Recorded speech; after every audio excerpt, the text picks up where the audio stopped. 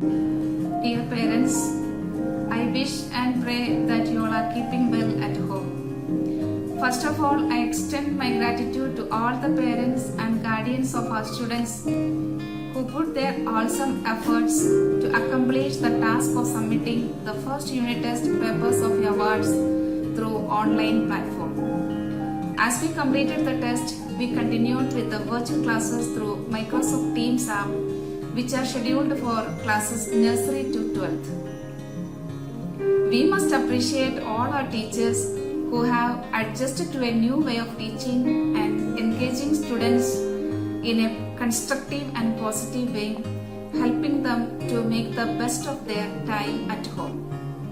As we are all passing through very difficult time, which calls for extraordinary measures, our humble initiative of virtual classes through Teams app will be beneficial for our children only through your support and cooperation. The Teams app, a premium product carrying full subscription from Microsoft Teams, is the best tool for virtual teaching and learning. I strongly believe that it will provide the perfect learning atmosphere with the most expected learning outcomes during this digital learning period. Always remember that we are venturing into a new system and a new method of teaching and learning using the digital platform. It is new and probably we have our reservations and there could be errors and omissions since it is totally dependable on internet. Kindly bear with the shortcomings which may occur on our way.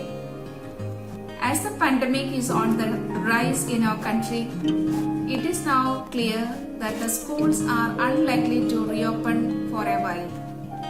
Let's all sail together to achieve our goal by contributing our efforts for the welfare of our children. May God grant us courage, strength and good health.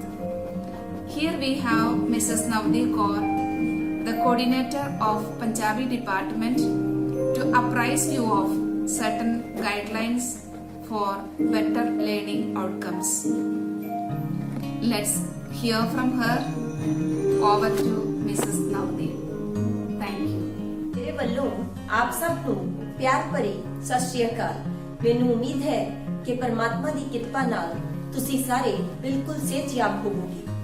ਅੱਜ ਮੈਂ online classes ਦੇ ਸੰਬੰਧ ਵਿੱਚ ਤੁਹਾਡੇ ਨਾਲ ਕੁਝ ਵਿਚਾਰ ਸਾਂਝੇ ਕਰਨਾ ਚਾਹੁੰਦੀ ਹਾਂ। ਸਭ ਤੋਂ ਪਹਿਲਾਂ ਤਾਂ ਮੈਂ ਇਹ ਦੱਸ ਦੇਣਾ ਜ਼ਰੂਰੀ ਸਮਝਦੀ ਹਾਂ ਕਿ ਪ੍ਰਬੰਧਕ ਕਮੇਟੀ ਦੇ ਪੁਰਜ਼ੋਰ ਯਤਨਾਂ ਦੇ ਸਦਕਾ ਆਨਲਾਈਨ ਕਲਾਸਿਸ ਸਫਲਤਾਪੂਰਵਕ ਚੱਲ ਰਹੀਆਂ ਹਨ। ਇਸ ਦੇ ਲਈ ਸਾਡੇ ਟੀਚਰਸ ਵੀ ਬਹੁਤ ਸਾਰੇ ਐਫਰਟਸ ਲਗਾ ਰਹੇ ਹਨ ਤਾਂ ਕਿ ਬੱਚਿਆਂ ਦੀ ਗਿਆਨ ਪ੍ਰਾਪਤੀ ਦੇ ਵਿੱਚ ਕਿਸੇ ਤਰ੍ਹਾਂ ਦੀ ਵੀ ਕੋਈ ਕਮੀ ਨਾ ਰਹਿ ਜਾਵੇ। ਇਹਨਾਂ ਆਨਲਾਈਨ ਕਲਾਸਿਸ ਨੂੰ ਸਫਲਤਾਪੂਰਵਕ ਅੱਗੇ ਵਧਾਉਣ ਦੇ ਲਈ ਮਾਪਿਆਂ ਦਾ ਸਹਿਯੋਗ ਸਾਡੇ ਲਈ ਬੇहद ਜ਼ਰੂਰੀ ਹੈ। ਇਸ ਚੀਜ਼ ਦੀ ਮੈਂ ਬੇहद ਪ੍ਰਸ਼ੰਸਾ ਕਰਦੀ ਹਾਂ ਕਿ ਤੁਸੀਂ ਸਾਰੇ ਹੁਣ ਤੱਕ ਦੇ ਆਨਲਾਈਨ ਕਲਾਸਿਸ ਦੇ ਸਫ਼ਰ ਵਿੱਚ ਸਾਡਾ ਪੂਰਾ ਸਾਥ ਦੇ ਰਹੇ ਹੋ। ਬੱਚੇ ਪੂਰੀ ਗੰਭੀਰਤਾ ਨਾਲ ਇਹਨਾਂ ਕਲਾਸਿਸ ਨੂੰ ਲਗਾ ਰਹੇ ਹਨ। ਕੁਝ ਬੱਚੇ ਜੋ ਅਣਗਹਿਲੀ ਵਰਤਦੇ ਹਨ, ਉਹਨਾਂ ਦੇ ਮਾਪਿਆਂ ਨੂੰ ਮੇਰੀ ਇਹ ਬੇਨਤੀ ਹੈ ਕਿ ਉਹ ਬੱਚਿਆਂ ਨੂੰ ਇਸ ਪ੍ਰਤੀ ਸੰਜੀਦਾ ਕਰਨ ਕਿ ਆਨਲਾਈਨ ਕਲਾਸਿਸ ਲਗਾਉਣੀਆਂ ਬਹੁਤ ਹੀ ਜ਼ਿਆਦਾ ਜ਼ਰੂਰੀ ਹਨ। ਨਹੀਂ ਤਾਂ ਉਹ ਗਿਆਨ ਪ੍ਰਾਪਤੀ ਤੋਂ ਵਾਂਝੇ ਰਹਿ ਜਾਣਗੇ ਤੇ ਉਹਨਾਂ ਦਾ ਭਵਿੱਖ ਜੋ ਹੈ ਉਹ ਖਤਰੇ ਵਿੱਚ ਪੈ ਜਾਵੇਗਾ। ਇਸ ਦੇ ਲਈ ਆਨਲਾਈਨ ਕਲਾਸਿਸ ਨੂੰ ਪੂਰੀ ਗੰਭੀਰਤਾ ਨਾਲ ਲੈਣਾ ਹੈ ਤਾਂ ਕਿ ਗਿਆਨ ਪ੍ਰਾਪਤੀ ਸਹੀ ਤਰੀਕੇ ਨਾਲ ਕੀਤੀ ਜਾ ਸਕੇ ਤੇ ਅੱਗੇ ਵਧਿਆ ਜਾ ਸਕੇ। ਤੁਸੀਂ ਇਸ ਚੀਜ਼ ਦਾ ਖਾਸ ਖਿਆਲ ਰੱਖਣਾ ਹੈ ਕਿ ਜਦੋਂ ਬੱਚਾ ਆਨਲਾਈਨ ਕਲਾਸਿਸ ਲਗਾਉਂਦਾ ਹੈ ਜਾਂ ਕਿਸੇ ਵੀ ਪੋਸਟ ਨੂੰ ਦੇਖਦਾ ਹੈ ਜੋ ਅਸੀਂ ਸ਼ੇਅਰ ਕਰਦੇ ਹਾਂ, ਉਸ ਦੇ ਲਈ ਅਸੀਂ ਪਹਿਲਾਂ WhatsApp ਤੇ ਜੋ ਕਲਾਸ ਇੰਚਾਰਜਸ ਨੇ ਗਰੁੱਪ ਬਣਾਏ ਹੋਏ ਹਨ, ਉੱਥੇ ਜ਼ਰੂਰ ਮੈਸੇਜ ਪਾਉਂਦੇ ਹਾਂ ਕਿ ਇਸ ਸਮੇਂ ਤੇ ਇਸ ਵਿਸ਼ੇ ਦੀ ਕਲਾਸ ਲੱਗੇਗੀ ਜਾਂ ਇਸ ਸਮੇਂ ਤੇ ਪੋਸਟ ਜੋ ਹੈ ਉਹ ਸ਼ੇਅਰ ਕੀਤੀ ਜਾਏਗੀ। ਤੁਸੀਂ ਇਸ ਚੀਜ਼ ਦਾ ਖਾਸ ਧਿਆਨ ਰੱਖਣਾ ਹੈ ਕਿ ਬੱਚੇ ਉਸ ਸਮੇਂ ਹੀ ਮੋਬਾਈਲ ਦੀ ਵਰਤੋਂ ਕਰਨ। ਇਹ ਚੀਜ਼ ਧਿਆਨ ਵਿੱਚ ਰੱਖੋ ਕਿਤੇ ਬੱਚਾ ਫालतू ਮੋਬਾਈਲ ਦੀ ਵਰਤੋਂ ਤਾਂ ਨਹੀਂ ਕਰ ਰਿਹਾ, ਕਿਤੇ ਉਹ ਕਿਸੇ ਗਲਤ ਟਰੈਕ ਤੇ ਤਾਂ ਨਹੀਂ ਜਾ ਰਿਹਾ, ਕਿਉਂਕਿ ਜੇ ਉਹ ਮੋਬਾਈਲ ਦੀ ਬੇਲੋੜੀ ਵਰਤੋਂ ਕਰੇਗਾ ਤਾਂ ਉਸ ਦਾ ਗਲਤ ਦਿਸ਼ਾ ਵਿੱਚ ਜਾਣਾ ਸੰਭਵ ਹੈ। ਇਸ ਲਈ ਤੁਸੀਂ ਖਾਸ ਧਿਆਨ ਰੱਖਣਾ ਹੈ ਕਿ ਬੱਚਾ ਜੋ ਹੈ ਉਹ ਸਹੀ ਦਿਸ਼ਾ ਵਿੱਚ ਚੱਲੇ ਅਤੇ ਸਕੂਲ ਦੇ ਨਾਲ ਸੰਬੰਧਿਤ ਕਲਾਸਿਸ ਨੂੰ ਅਤੇ ਸਿਲੇਬਸ ਦੇ ਨਾਲ ਸੰਬੰਧਿਤ ਚੀਜ਼ਾਂ ਨੂੰ ਹੀ ਮੋਬਾਈਲ ਤੋਂ ਗ੍ਰਹਿਣ ਕਰੇ। ਉਸ ਤੋਂ ਬਿਨਾਂ ਉਸ ਨੂੰ ਮੋਬਾਈਲ ਦੇਣ ਦੀ ਕੋਈ ਵੀ ਲੋੜ ਨਹੀਂ ਹੈ ਤਾਂ ਕਿ ਉਹ ਸਹੀ ਦਿਸ਼ਾ ਵਿੱਚ ਅੱਗੇ ਵੱਧ ਸਕੇ।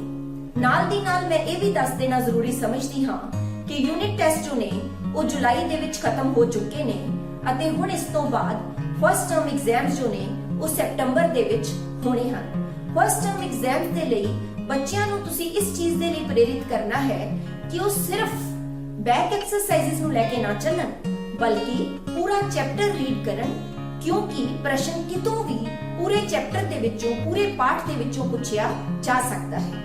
ਜੇ ਉਹ ਪੂਰਾ ਚੈਪਟਰ ਰੀਡ ਕਰਨਗੇ, ਪੂਰਾ ਪਾਠ ਪੜ੍ਹਨਗੇ ਤਾਂ ਉਹ ਕਿਸੇ ਵੀ ਪ੍ਰਸ਼ਨ ਦਾ ਹੱਲ ਕਰਨ ਦੇ ਵਿੱਚ ਸਫਲ ਹੋਣਗੇ ਅਤੇ ਉਹਨਾਂ ਦੀ ਗਿਆਨ ਪ੍ਰਾਪਤੀ ਦੇ ਵਿੱਚ ਵਾਧਾ ਹੋਵੇਗਾ ਅਤੇ ਅੱਗੇ ਆਉਣ ਵਾਲੇ ਸਮੇਂ ਦੇ ਵਿੱਚ ਵੀ ਉਹਨਾਂ ਨੂੰ ਸਹੀ ਆਦਤ ਪਵੇਗੀ ਕਿ ਸਿਰਫ ਬੈਕ ਐਕਸਰਸਾਈਜ਼ਸ ਤੇ ਨਹੀਂ ਚੱਲਣਾ ਬਲਕਿ ਚੈਪਟਰ ਨੂੰ ਸਹੀ ਤਰੀਕੇ ਦੇ ਨਾਲ ਰੀਡ ਕਰਨਾ ਹੈ।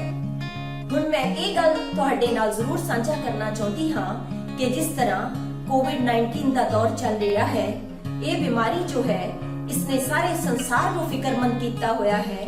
ਬਹੁਤ ਲੋਕ ਮੌਤ ਦੇ ਮੂੰਹ ਵਿੱਚ ਜਾ ਚੁੱਕੇ ਹਨ।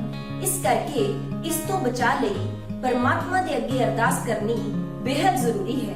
ਅਸੀਂ ਸਾਰਿਆਂ ਨੇ ਉਸ ਪਰਮਾਤਮਾ ਨੂੰ ਹਰ ਸਾਹ ਨਾਲ ਇਸ ਚੀਜ਼ ਲਈ ਅਰਦਾਸ ਕਰਨੀ ਹੈ ਕਿ ਸਾਨੂੰ ਇਸ ਖਤਰਨਾਕ ਬਿਮਾਰੀ ਦੇ ਵਿੱਚੋਂ ਬਾਹਰ ਲੈ ਕੇ ਆਵੇ ਤਾਂ ਕਿ ਸੰਸਾਰ ਜੋ ਹੈ ਉਹ ਸਹੀ ਤਰੀਕੇ ਨਾਲ ਅੱਗੇ ਵੱਧ ਸਕੇ ਤੇ ਸਾਡੀ ਜ਼ਿੰਦਗੀ ਸਹੀ ਟਰੈਕ ਤੇ ਚੱਲ ਸਕੇ। ਮੈਨੂੰ ਉਮੀਦ ਹੈ ਕਿ ਆਨਲਾਈਨ ਕਲਾਸਿਸ ਦੇ ਸੰਬੰਧੀ ਮੈਂ ਜੋ ਵੀ ਗੱਲਾਂ ਤੁਹਾਡੇ ਨਾਲ ਕੀਤੀਆਂ ਹਨ ਉਹਨਾਂ ਨੂੰ ਤੁਸੀਂ ਪੂਰੀ ਸੰਜੀਦਗੀ ਦੇ ਨਾਲ, ਪੂਰੀ ਗੰਭੀਰਤਾ ਦੇ ਨਾਲ ਲਵੋਗੇ।